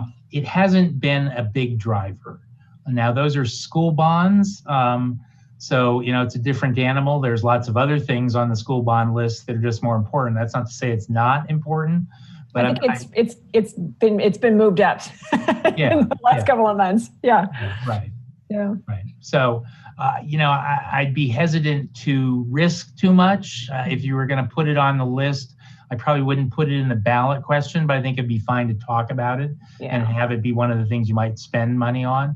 I just wouldn't make it a 75-word priority. Right. Okay. Thanks. And honestly, I think that I bring up the school issue because it's something that has come up recently. But I'm also, I've been interested in investing in, Wi-Fi in our, our downtown and our commercial centers simply for economic development reasons. Because, well, the other thing that we're seeing as a result of COVID-19 is that, we've been working toward developing technology to work from home. We just really hadn't seen it leveraged like we're seeing. And after COVID-19, there's no way that we can go backwards. So anything that, a small community like ours can do that, doesn't have much of a employment base, doesn't have as big a manufacturing base as we have, as much as we can do to attract folks who have jobs that they can bring with them.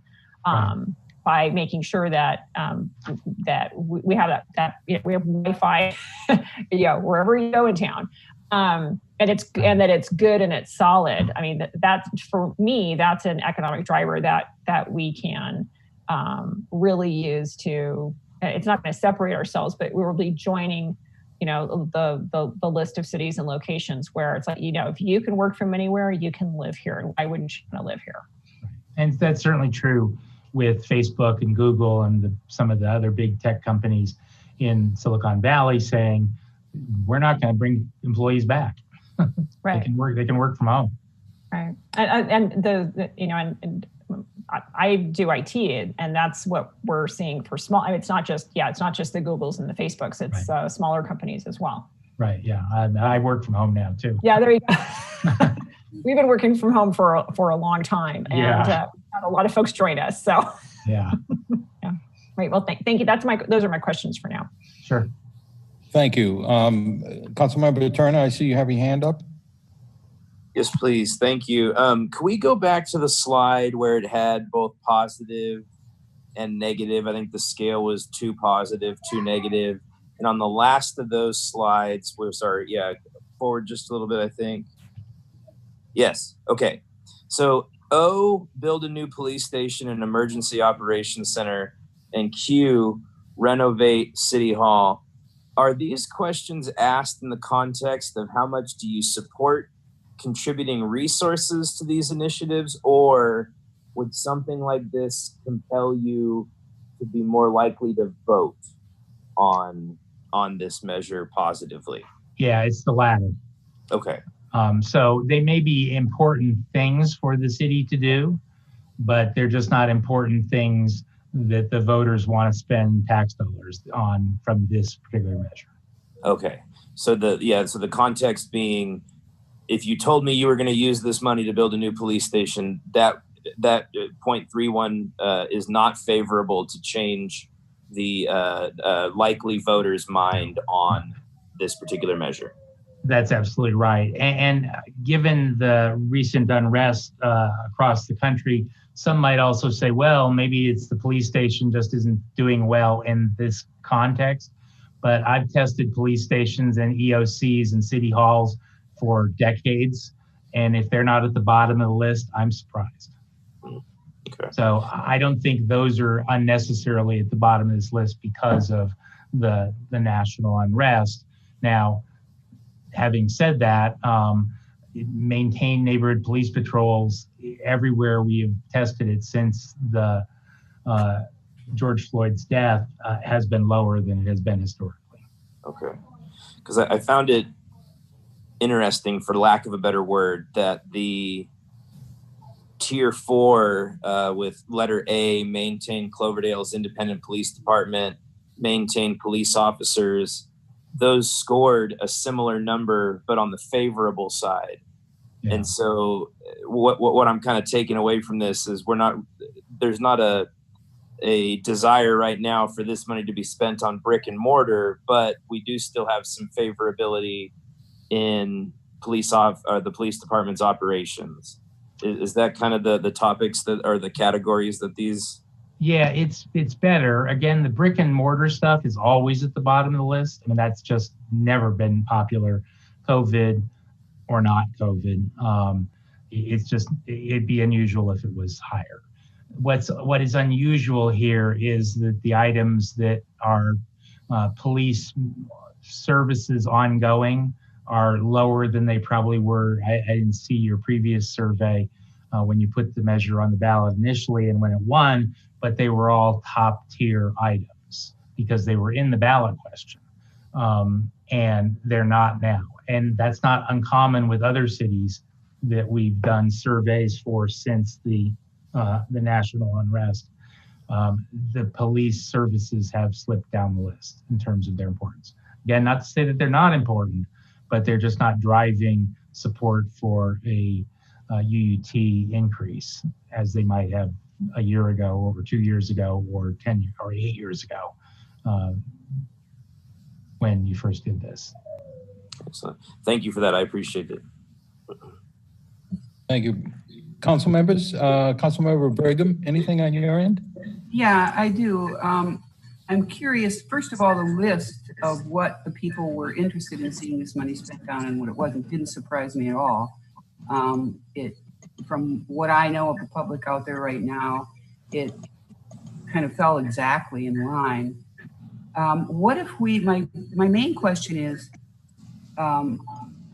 now that we know that this works, what do you think, would it help if we didn't increase it to get it to just be put as a permanent item, that we wouldn't have to redo this thing every 4 years or 8 years or whatever? But if we just said, well, we want this to go until the voters say we don't want it, but we won't raise the rate. Yeah, I think that's a trade-off. You know, you can either go for the risk of associated with increasing the rate, but not extending the sunset beyond the current or beyond the 8 years of the last measure, or you can do the reverse, go for the until ended by voters, but at the current rate. And I think that, I mean, the one question we have that really illustrates that is this one, where we said, right, instead of 4%, what if it was, 3%, just extending at the current rate? And that's a big jump up. But I think that you're locking yourselves into probably 8 years. I'm sorry, you're then not locking yourself into 8 years, but you're not getting any more revenue. And so if you need more revenue, you could do this now, but you may wind up on the ballot again in 2 years or 4 years. With another, we would have to bring it back. Yeah. If we wanted to raise the base. Right. That's right. And you would, I mean, what a lot of school districts, particularly, but cities as well, will do is they'll come back with, if they do a extend at the current rate, you don't come back and increase the current rate. You just come back because you have to talk about 4%, because that's the new state law. You just come back with a second tax that's 1%. And so then the number is that we're talking about is 1%, not 3% or not 4%. And, as short as 4 years ago, that's the way we were doing things. But then state law changed and we were required to put the total amount of the tax in and how much it raised. And that just made the ballot question harder. So what you're saying to me is, I just want to be clear for everybody, including myself, is that if we did say we aren't going to raise the tax, we just don't want to have to keep coming back over and over again on this, that in, say, 10 years or 5 years or whatever, we decided that it would make sense logically to raise it another 1%. We could continue to do the 4%, and we wouldn't lose that if the ballot didn't pass. That's right. The 1% addition. Right. Okay. I just wanted to make sure everybody was clear on that. That just makes a lot of sense to me. Thank you. Thank you, Councilmember Brigham. At this time, I'd like to open it to the public to add comment to this. Is there anyone in the Performing Arts Center that would like to address this issue? Seeing no one, let's bring it back to our Zoom meeting. Irene, do you have anyone? No hands are raised. Thank you. Mayor, may I ask a question? Well, I have my hand. Brian, thank you for the presentation. I concur that, just the extension of the sunset or making it into a sunset would go a long way for me. I'd surely hate to jeopardize what we have and lose that in 2 more years. So, you know, I'm in favor of just, and possibly even keeping the advisory committee. I mean, it doesn't hurt to have the public take a peek over your shoulder and see what you're spending a tax measure like this, what you're spending it on. So, David, do you need direction from the council? Mayor, again, I just wanted to acknowledge that Councilmember Bagley. Oh, I'm sorry. Melanie, please. Oh, not at all, Gus. I just wanted to echo the comments of Councilmember Brigham. As you all know, we have been looking at the sales tax renewal for Sonoma County Transportation Authority, and we had the exact same conversation about going. Do we do the the 8-year renewal, or do we go in perpetuity? And whenever we, and of course my argument was, when are you never going to need roads? The day that we don't need roads is the day we don't need that sales tax. But as far as when folks were surveyed, that not sunsetting was a big snag, or that the sunset aspect was a big snag. And we still didn't decide to go to half cent. We still stayed with the quarter-cent because, again, we need that funding. But if that's the snag here, and actually before Brian signs off, could you talk a little bit about if there is if someone does put in a pose on the ballot, how that would impact our numbers and our likelihood of getting this passed, whether we decide to, raise the rate now or not raise the rate, or do an in perpetuity option. Could you just address that a little bit, like how that affects our odds? Yeah, I mean, the reason that we asked all those critical statements is exactly the possibility that there might be a ballot argument against it placed in the voter handbook. So this number at 50.7% sort of bakes that in as a worst case scenario. It suggests if that were to happen, that you got a lot of work to do, because you got to keep this 35% that's probably yes on board. And the way you offset those critical statements is to speak to the accountability components and the good things that we're gonna, make the money be used for. So I think it does make it harder. There's no question about that. But there's work to be done in either case. You just have to work a lot harder if there's a ballot argument against.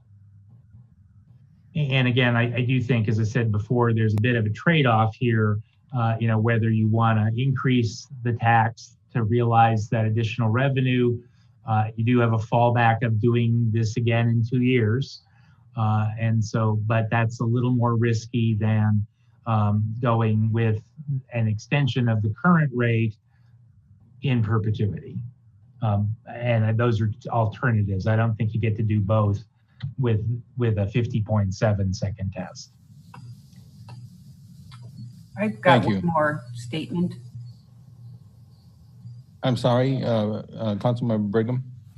Yeah, I think that too, we have to take into consideration the economic hit that everyone's taken because of COVID and the business is closing down, and now we're heading into a new shutdown.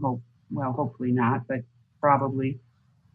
I just think the optics too, it's important that keeping it the same is one argument I can make, but asking for more in this situation at this time, I think really kind of shuts people down, and optics are important. So that's my 2 cents on that. Thank you. David? Did you want to? Thank you, Mayor. I just wanted to turn my, unmute myself. So tonight, really, there's a couple of options for council. I think first and foremost is a decision whether you would like to direct staff to bring back a ballot measure. So that's kind of the first question. my sense based on the feedback from and council comments is that there's support for bringing back a ballot measure. And just to talk a little bit about that, the due date for submittal of a ballot measure to the register of voters is August 7th. So we have a relatively short time frame for taking action to approve a ballot measure and bring that forward. It would be necessary to schedule a public hearing at your next council meeting and to bring forward a resolution that would require a 4/5 vote of council to support placing a ballot measure before the voters at the November 2020 election. In that context, I think if council does support placing a ballot measure before the voters in November 2020, the key question would be, do you want to pursue just renewal of the existing UUT at the 3% rate, and whether to make it until with a time period of until repealed by the voter, so kind of indefinite, or does council would want to consider increasing the rate? Obviously, the results of the survey indicate that it's a very close margin to get support for increasing the rate from 3 to 4%. Council doesn't have to necessarily opt for a full 1% increase. You could opt for some percentage that may buy you some support. For example, if you wanted to increase it from say 3% to 3.5%, or even from 3 to say 3.25%. So that just want to make sure that option's there if you should decide to consider that. And if you want to consider increasing it, do you want to, as a council, consider providing a timeline or to make it indefinite? And it seems Brian in his research and recommendation has recommended that you bring forward a 4% with a term of 8 years. But I've also heard council support continuing it at the current 3% rate. With that said, obviously, we know that there are tremendous needs for revenue for the city, particularly to support some of our nonprofit organizations. I think some of the survey results pointed toward the need to support organizations like our senior center, who provide really critical services to our seniors. Certainly the need to maintain our parks. We know there's increasing demand for those facilities and making improvements at our parks, as well as to need to be better and more prepared for emergencies that seem to be happening more frequently in the last few years. So it's kind of, it gives you the context in which to consider whether to look at an increased rate to generate additional revenue to support those.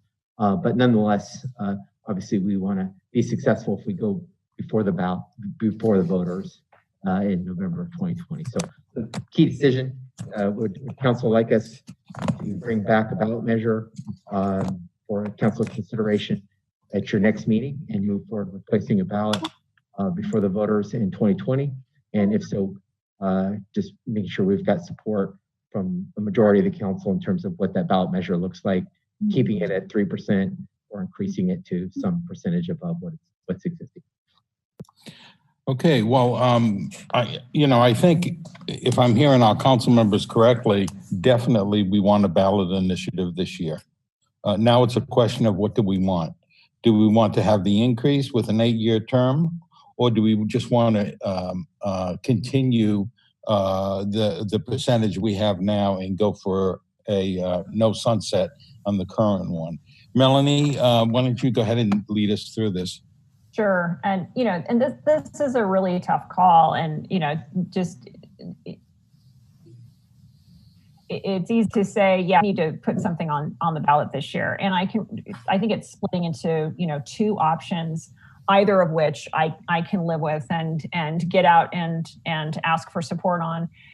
But my preference would be going for 4% and at 8 years. And the reason is that I think that, especially if the council members really agree to get out and sell this to the voters, we are being asked right now to take on duties and to support our nonprofits in ways we never have before. And I really do believe that in other cities that are bigger have the capacity in a nonprofit or the capacity in really well-funded and organized service organizations to take on a lot we're being asked to do. But the fact is that in Cloverdale, the city staff are the ones who have the skills and the capacity to build capacity and to carry out what we need to for the community. And so for that reason, I think it's fair. I think people can understand why we're asking for 4%. But I can completely also get behind the argument that we stay at 3% and we're just going to stay with what we're asking for you now and make it in perpetuity, and then come back in 2 years and maybe tack on an additional 1% when we've identified projects over and above the 3% that we need funding for. So that's kind of what I see as the two scenarios. And honestly, Mr. Mayor, whatever the pleasure of the rest of our council members, or if there's something in between I haven't thought of, let them know. But I just want to thank Mr. Godby for a really good job. This is there is no other time like this for doing the work results we're seeing tonight. And I'd also like to remind him that in addition to earthquakes, fires, and power outages, we also have floods. So let's not forget floods, even if it's 100 degrees out there right now. So that's all I've got, Mr. Mayor. Thank you. And Brian, just for clarification, if we go for the increase of 1%, it's going to take a 2/3 vote as opposed to just the extension. It would only be a simple majority? No, it's a simple majority either way, as long as it's a general purpose tax. I'd refer to the city attorney to give you detail on that. And that is correct, Mayor. It is still a general tax and only requires a simple majority. It's the special taxes that require the 2/3 vote. For a specific reason, okay. It's very counterintuitive, but there we are. Yeah. Jason, what are your thoughts? Brian, can we go back to that summary page at the end real quick where you kind of had your recommendations? Yeah, okay. So where I kind of see the fork in the road is if we were to maintain the current percentage and try and pass without a sunset, are there other opportunities for us to diversify some of our revenue? I've heard David make mention of a specialty sales tax that can be done for vehicles and stuff. Can we utilize that to maybe support the nonprofits if it seems more feasible that this will pass at the 3% without a sunset? Otherwise, I really see the benefit in asking the community to support 1% more to really start to fund some of the things that we've truly found a gap in, and some of the increased asks of us in regards to the public safety power shutoffs and the other disasters that we've done. How many times we've had to enact our command center and things of that nature. This percentage increase could help with some sustainability in those programs. But really what the data is showing us here is if we go 4%, it's got to have a sunset. And if we don't, then there's the opportunity for it not. So where do we see the best return on our investment? And I am torn. It's hard for me to come down with something that I can really sit behind because I like both ideas. Here I am just thinking out loud for everybody's benefit. So have fun with that. I think our best way forward is probably to leave the percentage and get rid of the sunset is my thoughts right now. I'm sorry, Jason, I didn't hear that at the end. Yeah. I think the best way forward is the maintain the percentage and try and eliminate the sunset and give a long time worth of planning for what the funds can be utilized for. Thank you. Oh, Mr. Mayor? Yes, Councilmember Bagby. Just to follow up on something that Jason mentioned, I think we also need to hear from staff before the end. We need to remember that every time we put something on the ballot, it costs. And so let's not be penny wise and pound foolish. let's keep the cost of if we do want to go down the road of saying we're going to do a renewal and then consider an increase in the future. Every time we put something on the ballot, it does cost the taxpayers money. So we need to keep that in mind as well. Thank you. I agree with that. Councilmember Brigham. My inclination, especially in the times we're living in right now, is to go for keeping it the same, no sunset, and it may not be in 2 years, maybe in 4 years, maybe in 6 years. We may want to add 1% or 2% just for special projects like Jason mentioned and Melanie.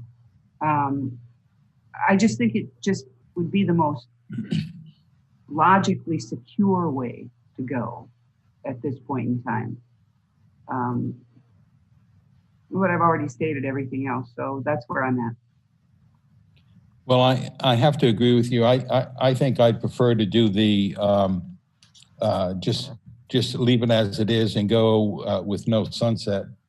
And I want to remember too to get the input of Councilmember Cruz. So at some point, staff, you have to reach out and see what her feelings are. But if I'm hearing the current council that's sitting here this evening, I think just extending it to not having a sunset and keeping it at 3% would be acceptable.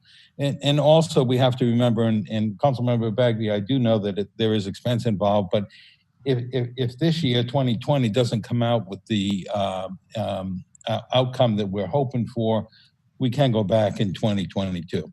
And we would still have some time before the current 3% 8 years runs out. So I'd like to see us move forward with that. So David, from a subcommittee standpoint and reaching out to Councilmember Cruz, what do you expect? I think council's provided staff direction to bring this back at your next council meeting, July 22nd, with direction to keep it at the 3%. I believe the council would have the opportunity at the meeting if they do change their mind to update the percentage if there is a change of heart between now and the next meeting. But I know our legal team is working on the ballot measure in anticipation of council support for bringing forward consideration an item at your next council meeting.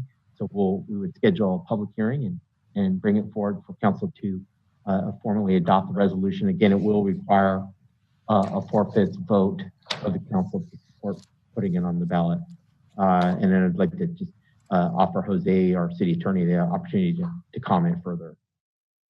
Well, I think, and Mayor, if I may, I think David has covered it. And we'll have the items prepared, and obviously there will still be a conversation by the council in case the council changes their mind. We could, we could still prepare and change, but we'll prepare it as the council mentioned. Right now, the majority of the council were directing for keeping the 3%, but eliminating the sunset provision and making it until ended by the voters.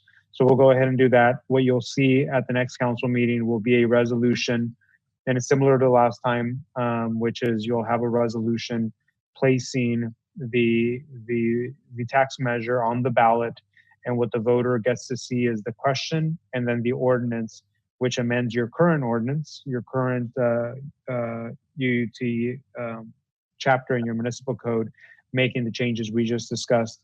We'll go ahead and also prepare what the resolution will also direct is for the city attorney's office to prepare an impartial analysis, just like we did last time.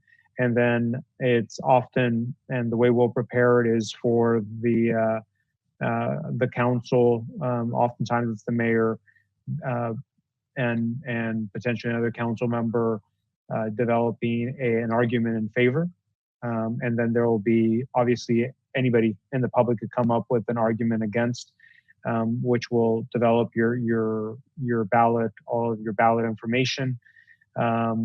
The important thing to point out, and I think it was pointed out by I think Council Member Bagby, is when we talk about after it gets placed or after the council actually votes to place it on the ballot, there's no more advocating for the tax as a city. As for example, as a council and your capacity here at a council meeting or staff on staff time, the advocacy really happens on everybody's kind of on your own time. Not, for example, if staff advocates for it, it has to be on their own time. If you remember last time with the user utility tax, there was a lot of organization. The unions came forward, everybody was out, they were out in the public trying to get support for the tax, but it wasn't on the city's, was using city funds. What the city will be able to do, and I know I'm throwing a lot of information, but just some stuff to think about. You can have informational materials that go out, and we could take a look at the informational materials to make sure it's not advocacy, but just clearly information. But we'll be preparing that item. We could talk more about what are the do's and don'ts after an item is on the ballot, after you pass that resolution. That way, providing a little more guidance for council and staff. I just want to bring that up now, since I know it's been kind of in the conversation about what happens after going out, getting support, et cetera. We just have to be careful with all those things. Thank you, Jose, and thank you, Brian, for your presentation. And just a reminder, I think it would go a long way if we had our citizens review panel convened with a report coming out from them well ahead of this, of course. And David, I know you're working on getting that scheduled, but that'll really be important. So. Absolutely, and staff is working with the oversight committee that was appointed by the council to get the first meeting established. We'll be bringing forward the final report or Measure O for the last fiscal year fairly soon for council's consideration as well. So it'll highlight what the use of the Measure O revenue it goes for and what our accomplishments were with respect to the use of that revenue. Okay, thank you. Council members, if there's nothing else, I'd just like to ask, would you like to take a 5-minute break? Sure. No? Yes, okay. Well then let's reconvene in about 5 minutes, okay? And I just want to take this opportunity to thank Brian Dobby for his work on the survey. It was a pleasure to work with him during this effort. And I thank you for preparation of the survey results. And thank you, appreciate that. Yeah, a positive outcome. Thank you. Yeah, thank you, Brian. Yeah, nicely done. Thank you.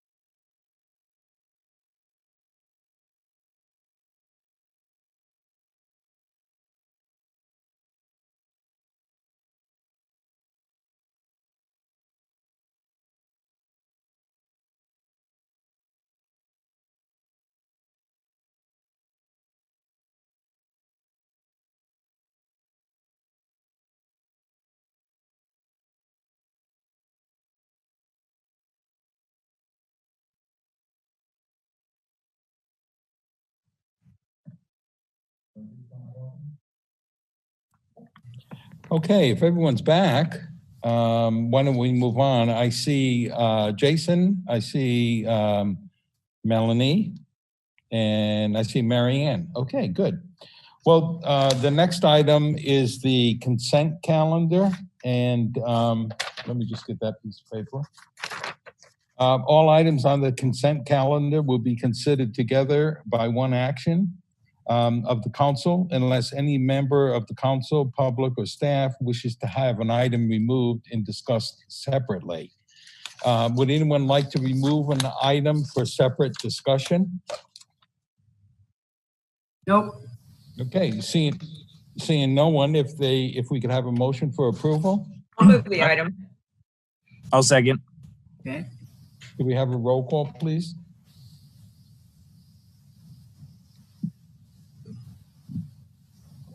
Vice Mayor Turner, Yes.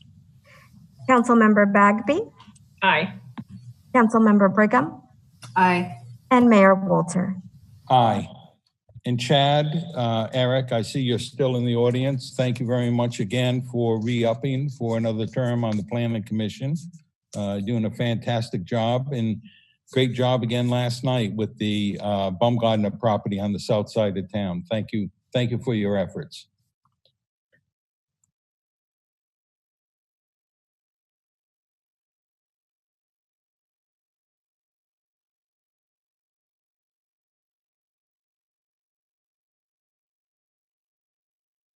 Mayor, it's really the council's pleasure if you'd like to discuss any of those communications. I think a lot of those came in, were relative to the 4th of July or Independence Day fireworks display and the sale of safe and sane fireworks. It's really council decision if you want to take up any of those communications. Otherwise, we did note them out of transparency that we received as communications from members of our community. Thank you. Council members, are there any letters in your packet that you'd like to discuss that were submitted to the City Council? Nope. Okay. Seeing none, then let's move on to communications regarding the Independence Day fireworks display. Yeah, that's just what we were. Is that a letter as well? Okay, broken out separately. Sorry. How about subcommittee reports? Why don't we start with Finance, Administration, and Police? Councilmember Bagby? Yeah, we met yesterday. We had a very substantive meeting.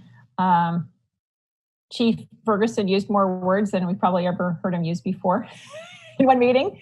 And I actually had a question about that recording because it actually was very informative. We went over the police budget and discussed a lot of subjects in depth, including the review of engagement with My Brother's Keeper and Alliance, and also the 8 Can't Wait. And so I was wondering if that video is going to be available for posted for the public so that they can take a look at the discussion. Councilmember Bagby, that video actually has been posted and it is up with the agenda. Oh, great. Yeah, I hadn't seen it yesterday, and I was wondering. So it's going to be, will that be located on the city's website with a link to the video, or can you just go straight to the YouTube channel to find out? It is both on YouTube, and then you can go to the agenda for that meeting, and there'll be a link. Great. On our agendas, minutes, and videos page on our website. Great. And then, of course, we received an update on our drought conditions, which we heard about today. Did anybody else have any questions, further questions about that discussion? No. And Chief, did you want to bring up anything that, or just refer people to the video? Yeah, see, he did a lot of talking yesterday. He's out of words. Yeah, I think I did my share and I'm good, so. Okay, great. Thank you. That concludes my report. Okay, next is Planning and Sustainability, and our next meeting is August the 18th. Public Works. Councilmember Turner, is that you?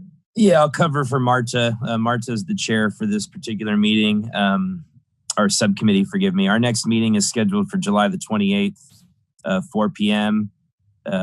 Still, as with all subcommittees, until further notice, will take place on Zoom. Irene has done a fantastic job about getting those agendas out timely and with all the information for everybody. So make sure to look out for our next meeting. It sounds like one of the opening salvos we'll have is digesting what we learned tonight with the water and the Potter Valley project. And then other than that, we have quite a few standing items that we've been addressing. Thank you.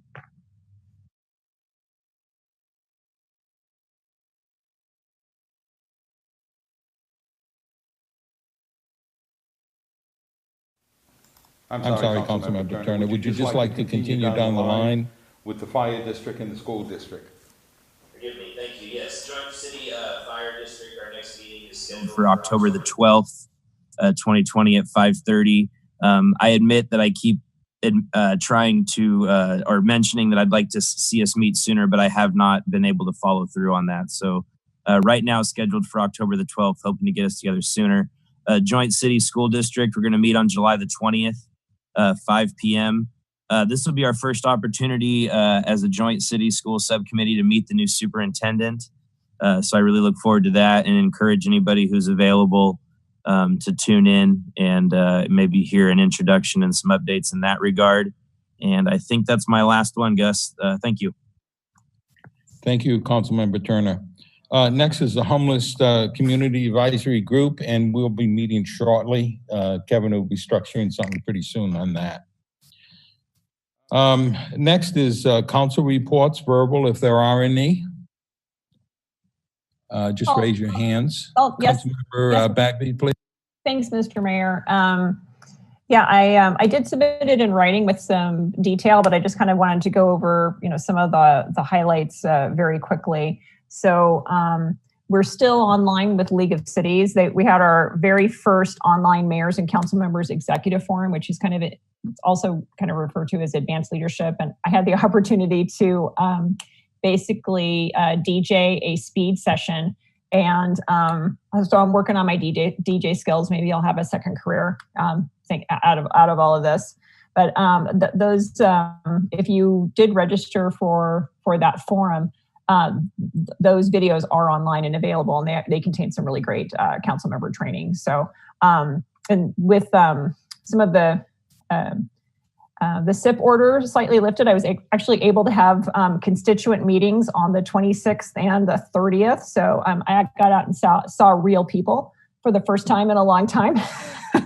I also got to meet with a city staff member actually regarding some Russian River Watershed Association issues and got to meet in person. They were back to online meetings with the League of California Cities regarding the Rural Information Exchange, which I'm a liaison for. And it's been really interesting assembling the plane while we're in the air. One of the things that we really lobbied for as rural cities within the League of Cities was having a group where we could exchange information that was specific to small cities. And I noticed that in Cloverdale, one of the ongoing issues that we've had that's been amplified by COVID-19 is our interface with the county. And so one of the things that I and some of my colleagues have asked for is additional training through the League of Cities on how small cities interface with the county on the services that they provide and make sure that we get our fair share. So that is probably going to be a webinar or training topic that's going to come up in the next couple of months that will be available for all of us. And I'd put in my my vote to have that meeting co-chaired with CSAC members as well as League of Cities members, because I think that we need to get our Communications Act in order. And then I did have an extensive report on business at Sonoma Clean Power. Even though their offices are closed, the staff is staying very busy, and they are moving forward with projects everywhere from everything from installation of chargers in rural Sonoma County to kicking off the self-generation incentive program.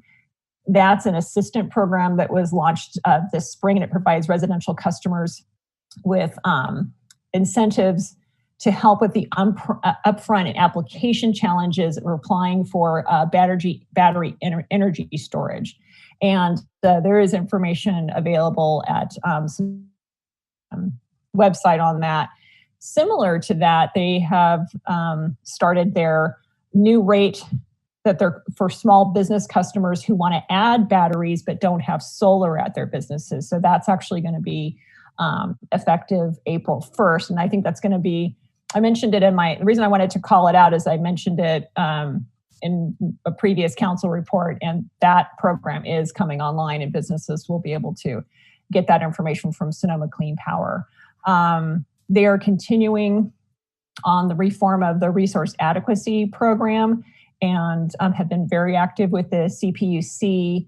The CPUC really recently launched a venue to discuss board reforms to the RA program, and Sonoma Clean Power and Cal CCA are very active in that discussion, and that is a quickly evolving topic.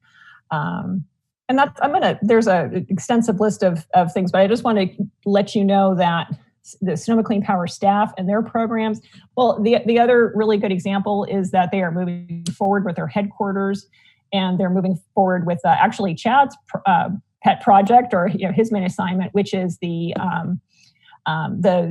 renewable showcase that is going to happen in Downtown Rose. Construction is underway, and that project is probably going to be, even more important. Especially we're probably going to have a whole section dedicated just for HVAC, because HVAC and air quality, indoor air quality, is going to be more important as we are trying to recover from COVID and learn how to live with COVID-19. And that pretty much concludes my report. If you have any questions about what's going on at Sonoma Clean Power, don't hesitate to ask. And their videos are available online on their website as well. Thank you. Thank you. Any other council members with reports? Just a real quick one. I just wanted to comment that I've started a really something I'm excited about, a little partnership with the chief, Ferguson. And when we started getting into dialogues, and rightfully so, about reviewing our police procedures and even getting into the budget, I really wanted to absorb myself in what it is that they have to do each shift and each time. And so I've been allowed to ride along with one officer so far. We did a graveyard shift on Friday the 3rd. I was a swing shift, forgive me. And incredibly eye-opening. And anybody, I don't really have enough information to make any comments or any judgments or anything of that nature right now, but I just wanted to share with the council that I found it to be incredibly value-added and a very favorable insight to what it is that we're being asked to do, and the impacts that it can have on our staff and things of that nature. So I just wanted to share that. Thank you. Thank you. You can't get educated enough in that particular field. A lot of decisions coming up on that. So, how about the legislative reports? I don't see any. David? So, Mayor, just real quick, as far as legislative reports, we are tracking a couple bills, just something that Cloverdale would probably be very interested in, regarding housing, and it's Senate Bill 1385 and Assembly Bill 3107. And it's pretty much related to allowing residential on commercial sites. So I just bring that up as we work on the ordinance, as you know, our zoning ordinance related to where residential can go. We are tracking those bills and seeing what they do, and maybe taking some ideas or whatnot when we come forward with our own ordinance, revisit our urgency ordinance that we did not too long ago. Thank you, Jose. Status update, discussion, and related to COVID-19. David, anything? Yes, thank you, Mayor. A couple announcements. Thank you to City Clerk Irene for reminding me about the mute button. Couple of updates for council. One, I wanted to share with council that I had previously made an announcement that to members of council that City Hall was looking at opening on a phased approach, starting this week, due to the uptick in the numbers of cases and the possibility of moving towards, kind of moving backwards in our reopening process, in our roadmap to reopening. Staff is further evaluating how we can safely open City Hall. We also announced this week, or received announcement that one of our staff members is going to be leaving employment with the city to move out of state. And so because of the reduced size of our admin staff at City Hall, as well as the uptick in numbers, we decided that we would not move forward with the phased opening approach, and we're looking at implementing additional protocols to ensure that when we are ready, we will be able to do so safely. Secondarily, we've also received an indication, again, because of the uptick in cases that are experiencing not only in California, but also in Sonoma County, that the number of, the 17 factors that are related to the roadmap for reopening, the county is currently out of compliance in 8 of 17 factors. And it's a real potential that the Sonoma County may be considered to be out of compliance and therefore required to start closing some of the more higher risk types of businesses, which includes indoor dining, wineries, tasting rooms, and theaters. That remains to be seen whether we will actually be formally put on the watch list and required to move backward in our reopening process. So we're a staff monitoring always that very, very carefully. So Mayor, that concludes my brief report. Happy to entertain any questions you may have. Thank you. Council members, any questions? Okay, how about city manager, city attorney reports, anything? Oh, I have a quick question, Gus, if I can. Yes. I apologize for not having my camera on. The battery died and I am tethered to the closest outlet, which means I'm literally laying on the floor in my master bedroom. So you'll forgive if the picture just stays up.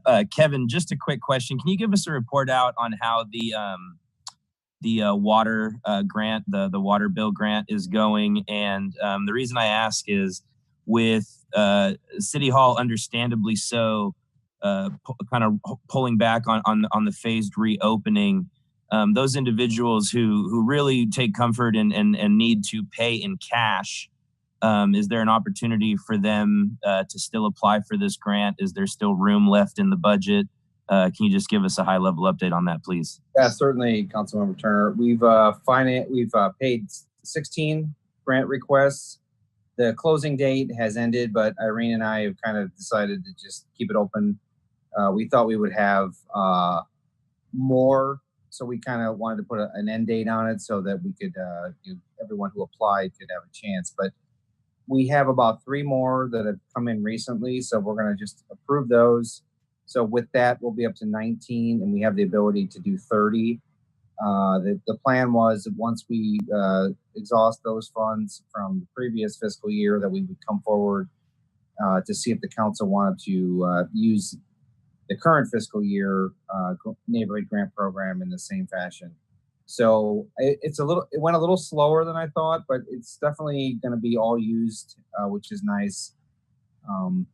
So that's kind of it. That's kind of where we are. Thanks, Kevin. I appreciate that. Okay, thank you.